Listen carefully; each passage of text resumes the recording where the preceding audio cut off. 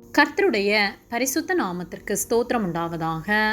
கர்த்தராகிய இயேசு கிறிஸ்துவின் நாமத்தில் உங்களுக்கு கிருபையும் சமாதானமும் உண்டாவதாக. இந்த நாளுக்குரிய தியானத்திற்கான தேவ வார்த்தை யோபு அதிகாரம் 38 வசனம் 41. காக்கை குஞ்சுகள் தேவனை நோக்கி கூப்பிட்டு ஆகாரம் இல்லாமல் பறந்து அலைகிற போது அவைகளுக்கு இரையை சவதரித்து கொடுக்கிறவர் யார்?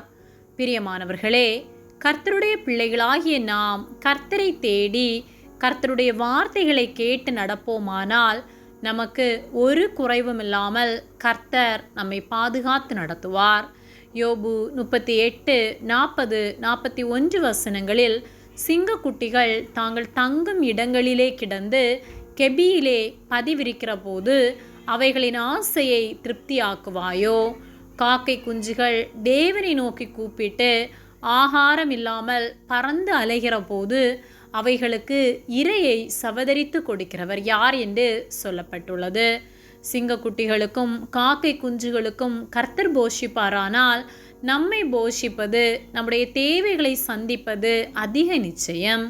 பறவைகளையும் விலங்குகளையும் நாம் சிந்தித்து பார்ப்போமானால் அவைகள் தங்கள் ஆகாரத்தை குறித்து கவலைப்படுவதில்லை. அவைகளுக்கு கர்த்தர் ஆகாரத்தை ஆயத்தப்படுத்தி வைத்திருக்கிறார். அதினதின் வேளையில் அவைகளை கர்த்தர் போஷித்து நடத்துகிறார். சங்கீதம் 146, 15, 16 வசனங்களில் எல்லா ஜீவன்களின் கண்களும் உம்மை நோக்கி கொண்டிருக்கிறது. ஏற்ற வேளையிலே நீர் அவைகளுக்கு ஆகாரம் கொடுக்கிறீர். நீர் உமது கையை திறந்து சகல பிராணிகளின் வாஞ்சையையும் திருப்தியாக்குகிறீர் என்று சொல்லப்பட்டுள்ளது. மிருக ஜீவன்கள் கூப்பிடும்போது கர்த்தர் இறங்கி அவைகளுக்கு ஆகாரம் கொடுக்கிறார். அப்படியானால் முதற்பலனாய் விசேஷமாய் படைக்கப்பட்ட நம்மை அவர் அதிகமாக நேசிக்கிறார். நமக்காக தன்னுடைய ஜீவனையே அவர் கொடுக்க இந்த உலகத்திற்கு மனிதனாய் வந்தாரானால் நம்முடைய தேவைகளை சந்திப்பது அவருக்கு லேசான காரியம். சங்கீதம் 34:10 சிங்கக்குட்டிகள் தாழ்ச்சியடைந்து பட்டினியாயிருக்கும். கர்த்தரை தேடுகிறவர்களுக்கோ ஒரு நன்மையும் குறைவுபடாது என்று வேத வார்த்தை சொல்லுகிறது.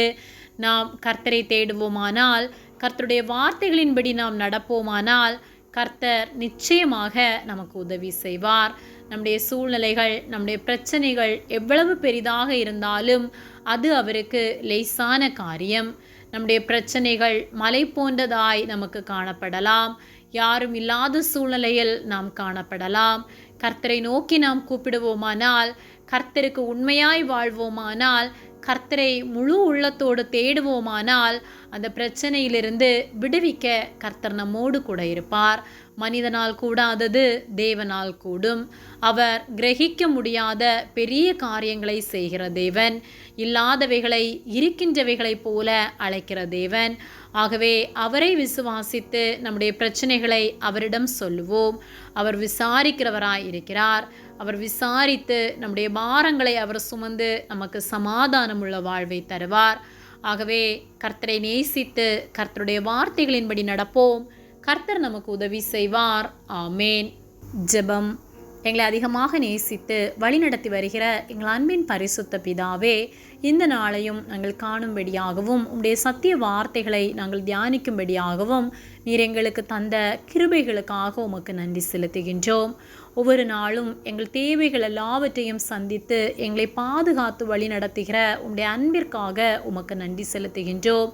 எங்களுடைய எல்லா சூழ்நிலையிலும் நாங்கள் உம்மை ஒருவரையே தேடுகிறவர்களாய், உம்முடைய வார்த்தைகளின்படி நடக்கிறவர்களாய், உம்முடைய நாமத்தை மகிமைப்படுத்துகிறவர்களாய் வாழ நீர் உதவி செய்யும்படியாய் ஜெபிக்கின்றோம். உம்முடைய சித்தத்தை நிறைவேற்றி வாழ நீர் எங்களுக்கு உதவி செய்யும்படியாய் ஜெபிக்கின்றோம். ஒருபோதும் உம்மை விட்டு வழி விலகாதபடிக்கு உம்மை போல நாங்கள் வாழ நீர் உதவி செய்வதற்காக உமக்கு நன்றி செலுத்துகின்றோம். நீர் காத்து நடத்துகிற அன்பிற்காக நன்றி செலுத்துகின்றோம். இயேசுவின் நாமத்தில் ஜெபிக்கின்றோம் பிதாவே. ஆமேன். கர்த்தர் உங்களை ஆசீர்வதிப்பாராக.